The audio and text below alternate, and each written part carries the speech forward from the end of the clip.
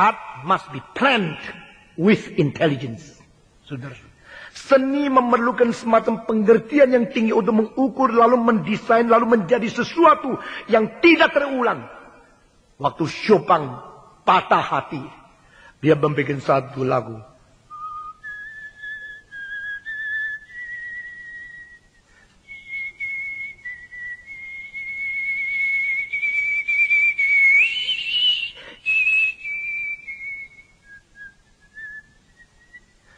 Lagu itu tak mungkin kembali lagi kalau hari itu dia tidak tulis.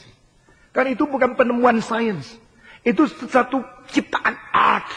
Sesuatu perasaan jiwa karena kesusahan akibatnya mengkawinkan seluruh jiwa dan talenta musik dan pengalaman dan segala perasaan yang paling dalam menjadi satu melodi yang tidak mungkin digugurkan. Saudara-saudara, hidup kita juga begini. Kalau kita hidup ikut kebaktian, nyanyi-nyanyi, tua pulang, kalau ada lagi, itu menjadi hidup mesin. Tapi kita membentuk kita hidup dengan berseni, seni bersekutu dengan Tuhan, seni pengertian firman Tuhan secara pribadi. Sesuatu itu kita terapkan dalam hidup sungguh-sungguh taat kepada Dia. Saudara-saudara, lambat laun dia bosan kameranya itu. Kok gini-gini ya? Ini nothing to do. Saya bilang, sekarang yang Papa punya coba. Dia bawa ke Taiwan. Coba. Wah, Pak, ini jadi jelek, terlalu terang. Iya, karena engkau terlalu besar aperturnya. Coba dikecilkan. Coba dia belajar. Kalau mata terbit begini. Kalau di atas begini. Kalau sudah di Amerika salju ini berapa? Mulai mikir. Akhirnya dia foto kembali. Kirim kepada saya. Satu persatu. Awan di atas gunung. Bagus luar biasa. Karena apa? Dia baru tahu. Sudah diberi. Gak mau. Mau yang jelek. Nah itulah saudara-saudara. Ini orang Kristen juga sama. Sudah diberi anugerah rohani. Nah mau yang dunia punya. Jadi saudara selalu bosan kepada yang sudah ada. Tetapi mencari yang lebih jelek. Nah goblok kan. Ada orang sudah ada nyonya bagus-bagus. Nah mau yang jelek. Diana nah mau Camilla. Mau apa? Goblok kan. Sudah ada. Nah saudara-saudara. Saya kira yang kasih bunga di itu Kensington Palace. Mereka mimpi kalau dapat nyonya kayak Diana. Puasnya enggak tahu bagaimana. Saudara-saudara. Tapi sudah ada. Masih mau Camilla yang melorot yang tak karu-karuan. Kenapa? Sudah ada. Sudah diberi. Tapi tidak diindahkan. Tuhan melihat kita gobloknya sama seperti itu. Saudara-saudara. Alkitab mengatakan. Sudah dikasih berkat di dalam Tuhan. Sudah dikasih di dalam Kristus. Tidak dimati. Tidak menghargai. Itu sebab gereja ini ada gereja yang membongkar gudang. Saudara-saudara. Waktu saya mendirikan JOS. Langsung kritikan datang. Stephen Tong. Tahu enggak? Ini abad 20. Kok balik nyanyi abad 18. Abad 19. Abad 20 kan banyak musik yang... Kenapa musik? Oh, haleluya. Oh, kenapa kembali ke abad ke-18? Saudara-saudara, di dalam gudang kita mempunyai banyak harta benda yang luar biasa. Tapi kita cari puntung rokok di pinggir jalan. Goblok. Tapi rokok ini baunya masih abad 20. Ini masih bagus. Kita begitu banyak hal ditipu oleh yang disebut modern. Saudara-saudara. Wah, kita mau rumah yang baru. Rumah yang lama itu kayunya jati asli. Rayap mati di dalam. Rumah yang baru, waktu rayap selalu bertumbuh di situ. Tidak tentu. Tidak tentu yang lama itu tidak baik. Tidak tentu yang baru baik. Saudara, banyak orang sebosan nyonya yang tua. Suka nyonya yang muda. Yang tua itu cinta sama kamu karena kamu masih betul-betul murni. Dan dia juga murni memberikan. Yang kedua ini mau apa? Maunya duitmu tok. Saudara-saudara. Nyonya yang tua kisut-kisut tetap cantik. Semua bilang 1, 2, 3. Oh, yang baru. Oh, yang muda, yang bagus, yang cantik. Tidak tentu, saudara-saudara. Sudah dikasih. Kalau orang tidak puas dengan apa yang sudah Tuhan kasih, yang betul-betul bermurni, yang paling pertama, yang paling baik, engkau cari terus. Engkau hanya membuang waktu, membuang kesempatan, dan menghancurkan diri saja. Saudara-saudara, Paulus mengatakan, terpujilah Allah. Bapa Tuhan kita Yesus Kristus. Yang dalam Kristus telah.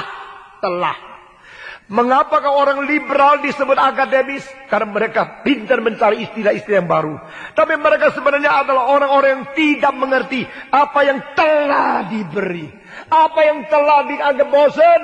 Alkitab mengatakan di dalam surat Paulus kepada orang Timotius. Pada akhir zaman, manusia telinganya gatal, sudah gatal. Mereka bosan dengan doktrin-doktrin ajaran yang lama. Maka mereka mencari akan guru-guru yang palsu untuk memberikan pengajaran yang enak didengar. Sudah diberi. Berkat rohani sudah ada, sudah diberi. Mengapa kita tidak menggali? Saudara-saudara, kadang-kadang saya menjadi ironis melihat kalau lulusan sekolah teologi sekarang itu, kalau berkhotbah kelihatan muluk-muluk, tidak ngerti apa-apa. Jikalau dia tidak kembali kepada ajaran yang benar. Waktu saya membaca lagi buku dari Augustinus, dari Calvin, buku dari para Chrysostom.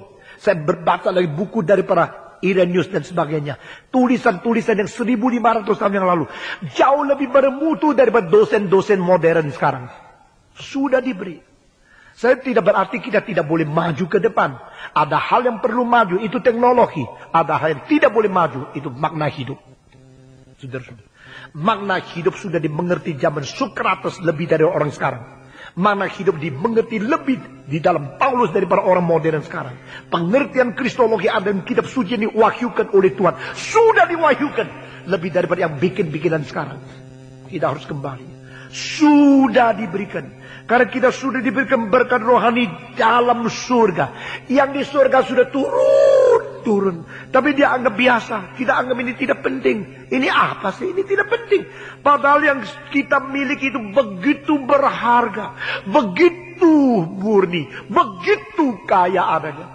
Saudara-saudara, satu buku mengatakan gereja baru sadar berapa kaya adalah kebenaran yang ada di gereja, di dalam gereja. Pada waktu mengalami penganiayaan dan tantangan. Produk kekristenan itu sudah mendapatkan kekayaan dari Tuhan tapi tidak sadar. Mereka berjalan. Mereka menuju kepada perjuangan setiap hari di dalam zaman yang baru. Tantangan datang. Penganiayaan datang. Lalu mereka mengatakan, loh, kenapa saya terus mempertahankan ini? Apakah untuk hidup saya harus mempertahankan ini?